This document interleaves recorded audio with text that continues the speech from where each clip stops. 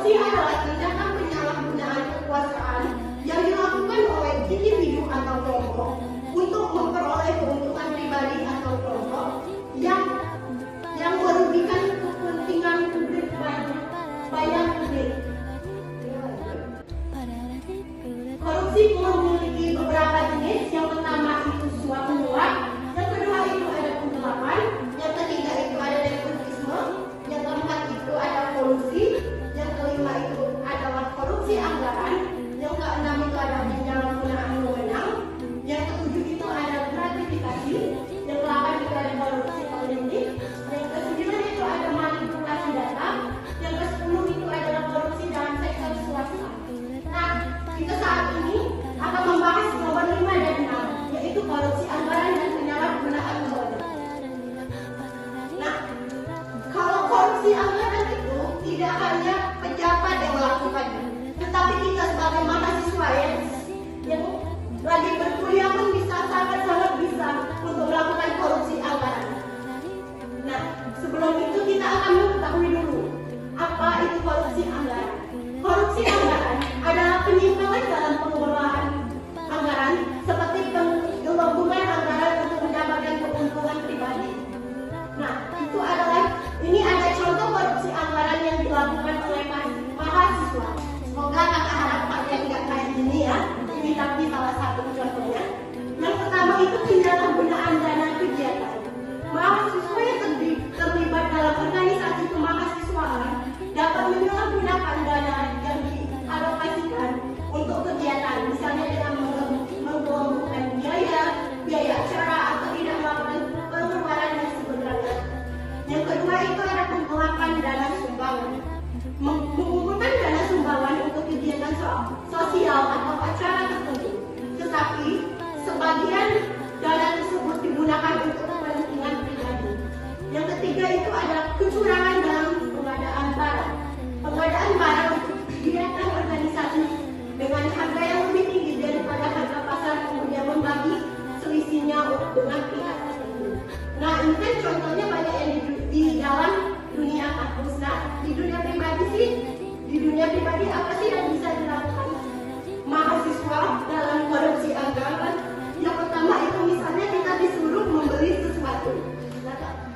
Misalnya harga buku itu tidak semahal apa yang harus bicarakan kepada orang tua kamu. Misalnya buku 3S tuh, nah harganya kan 150 gram. Tapi kalian minta sama orang tua itu 300, 200, itu termasuk korupsi anggaran. Apa sih dampak korupsi anggaran? Yang pertama itu pemborosan dana. Penggunaan dana kegiatan yang tidak sesuai dengan anggaran dapat mengakibatkan pemborosan merugikan organisasi atau fakultas. Yang kedua itu menurunnya kualitas kegiatan. Dana yang seharusnya digunakan untuk kegiatan yang bermanfaat mungkin tidak terpakai dengan baik, mengakibatkan acara yang kurang berkualitas atau tidak terlaksana sama sekali. Yang ketiga itu menurunnya kepercayaan terhadap organisasi. Jika praktik korupsi terungkap, mahasiswa dapat kehilangan kepercayaan pada organisasi kemahasiswaan tersebut. Dan orang juga, kalau kita sudah melakukan korupsi pada organisasi, orang tidak akan mempercayakan uang masalah biaya kepada kita lagi, karena pasti nanti bilangnya kayak gini, dia udah korupsi, ngapain tadi harus uangnya dipegang sama dia, nanti dikorupsi lagi. Yang kedua itu ada mengambil penyalahgunaan wewenang, yaitu pemborosan waktu pada mahasiswa. Jujur aja siapa yang sering telat di sini? Jangan diulangin ya. Penyalahgunaan wewenang di kalangan mahasiswa terkait pemborosan waktu adalah ketika mahasiswa menggunakan waktu yang seharusnya dialokasikan untuk kegiatan akademik atau organisasi untuk kepentingan pribadi. Ketika mahasiswa menggunakan waktu yang seharusnya dialokasikan untuk kegiatan akademik atau organisasi untuk kepentingan pribadi tanpa mematuhi tanggung jawab yang lebih kembali. Apa sih contoh pemborosan waktu pada mahasiswa di lingkungan perkuliahan? Yang pertama itu menggunakan waktu kuliah untuk kegiatan pribadi. Mahasiswa yang seharusnya hadir di kelas, tetapi memilih untuk melakukan aktivitas lain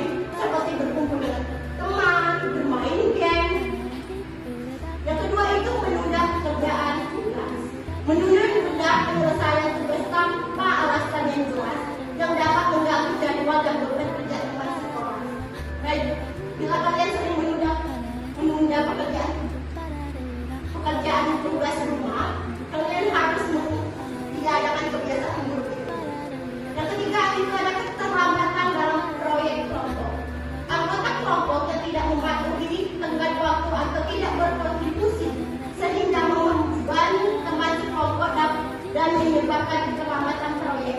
Itu biasanya kalau kita disuruh buat makalah itu, kita ada sekelompok yang nggak muncul sama sekali di WA, itu harus ditegur dan harus berubah pribadinya karena itu termasuk pemborosan waktu pada mahasiswa di dunia di lingkungan kuliah.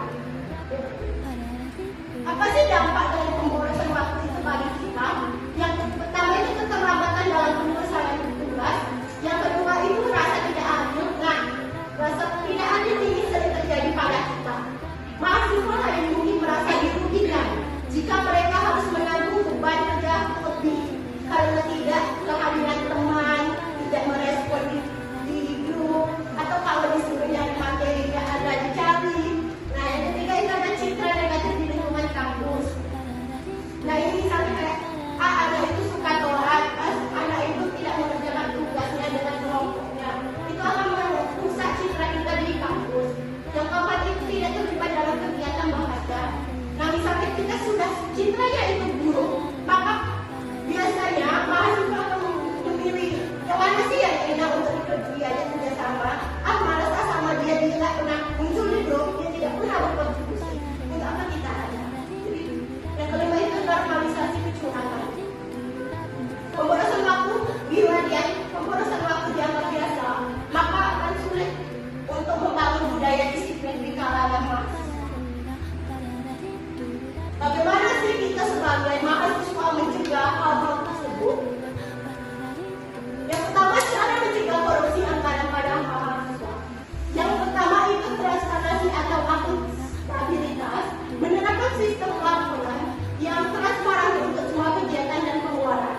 Yang kedua, menyadari tentang etika dan tanggung jawab keuangan dari diri sendiri.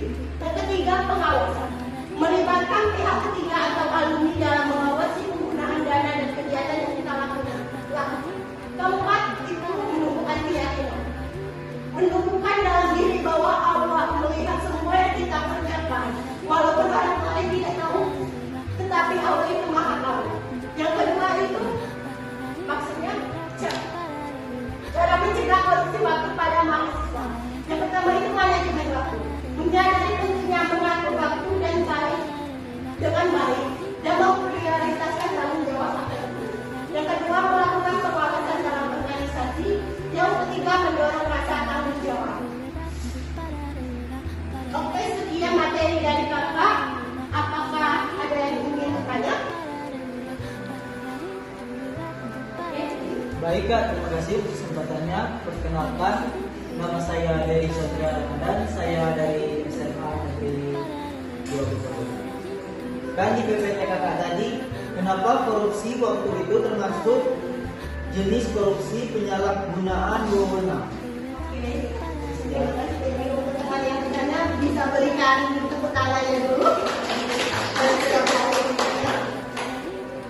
Oke, jadi saya akan menjawab pertanyaan dari Dery. Kenapa sih korupsi waktu itu termasuk dalam penyalahgunaan wewenang?